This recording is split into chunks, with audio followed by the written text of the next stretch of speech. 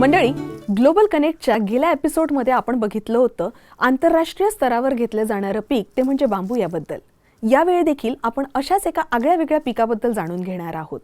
खरं तर कोरोनाच्या या काळामध्ये संपूर्ण जगामध्ये आंतरराष्ट्रीय स्तरावर ज्या पिकाची मागणी वाढलेली आहे आणि पेपर तयार करण्याकरिता बांबूला एक उत्तम पर्याय म्हणून तो ठरतो आहे, ती म्हणजे निलगिरी. यावेळी आपण जाणून घेऊया आंतरराष्ट्रीय स्तरावर या निलगिरी पिकाची काय मागणी आहे आणि ती कशी आपण पूर्ण करू शकतो याबद्दल.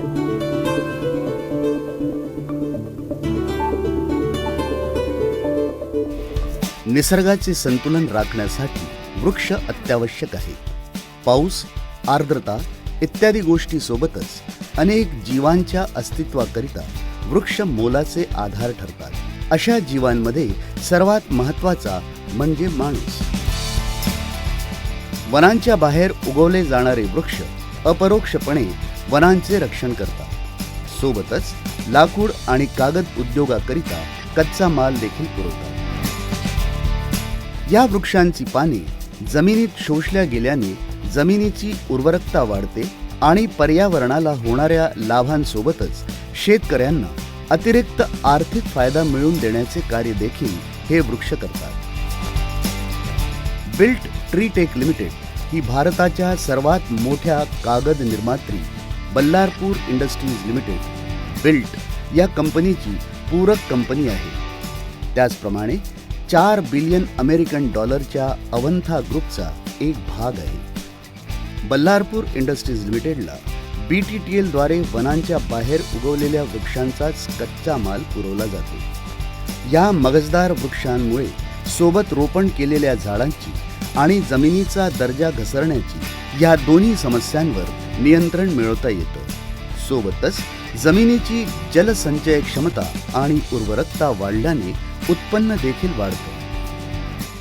आज मला 10 वर्षापासून 12 वर्षापासून मी निलगिरी लावत आहे. तर असं काहीच मला निलगिरीमध्ये आंतरपिकं म्हणजे पहिल्या वर्षी आम्ही घेतलेले आहे तेही खूप चांगले होतात आणि पाण्याची पातळी कुठे कमी झालेली आहे असं काहीच आढळलं नाही. वनांच्या बाहेरील पावसावर आश्रित असलेल्या कमी दर्जाच्या जमिनीवर असे मगजदार वृक्ष लावण्याकरिता BTTL कास्तकारांना प्रोत्साहन देतं, ज्यामुळे कागद उद्योगाला सहाय्य प्राप्त होतं.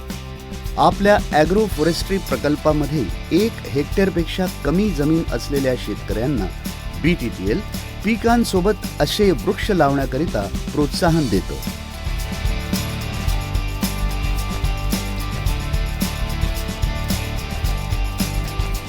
पहले हम कपास लगाते थे, ज़्यादा उत्पन्न नहीं आते थे, पानी भी नहीं थे। और नीलगिरी लगाने के बाद हम 2 साल उत्पन्न में भी लिए और नीलगिरी बड़े होने के बाद और हम बेचे, उससे पैसे भी आए, अपना थोड़ा घर का खर्च भी चले। और दूसरे साल में भी नीलगिरी काटने के बाद भी हम और एक बार तुवर पेरे, उसमें अच्छा उत्पन्न आ गए. BTTL द्वारे मागील एका दशकांमध्ये जवळपास 60,000 शेतकऱ्यांकडून एकूण 50,000 हेक्टर जमिनीच्या विकासाच्या कामी लावण्यात आले आहे. आजच्या घटकेला BTTL एकूण 6 राज्यात कार्यरत आहे. BTTLने आपल्या उद्यानांमध्ये कागदासाठी वापरण्यात येणारा कच्चा माल हा वनांच्या बाहेर लावलेल्या वृक्षांद्वारेच उच्च दर्जाच्या अशा वृक्षांचा विकास करून जवळपास दुप्पट उत्पन्न प्राप्त केले आहे.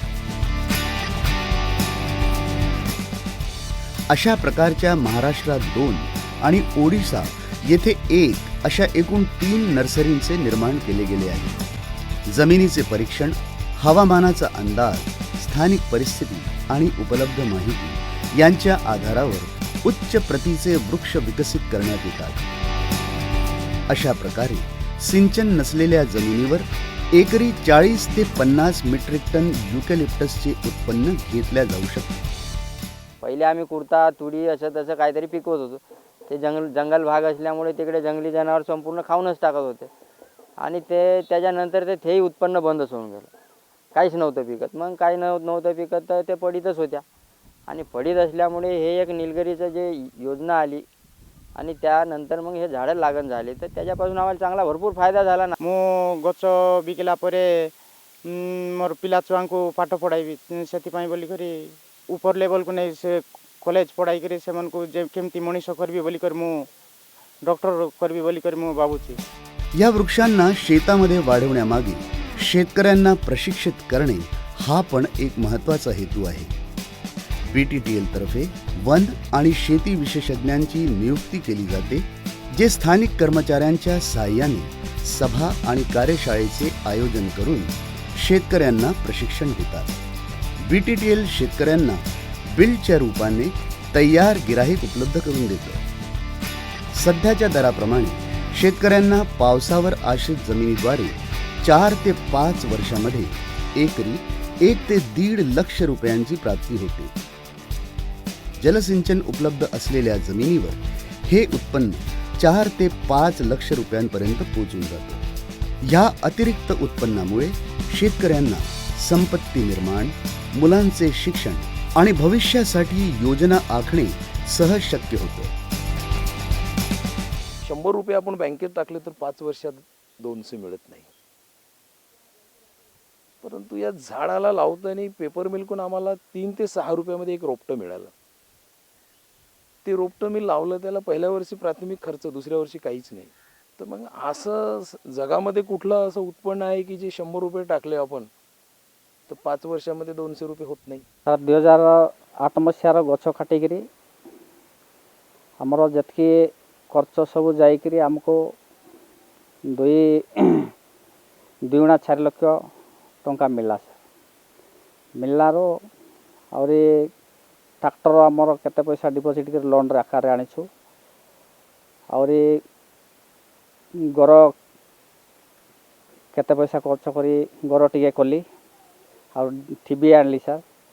और एबे पानी टैंकी करिछि पीवा पाई. आउ खार गुटे बापा किनिक दे सर. और मोटरसाइकिल भी किनी सर. मो बापा निर्गुल गच लगे बहुत परिश्रम कर मो पाठ पढ़ी बाबा माँ को पाठ शिखाऊँ. मु बड़ हेले डॉक्टर हेबे. कमीत कमी पैशात जास्तीत जास्त फायदा.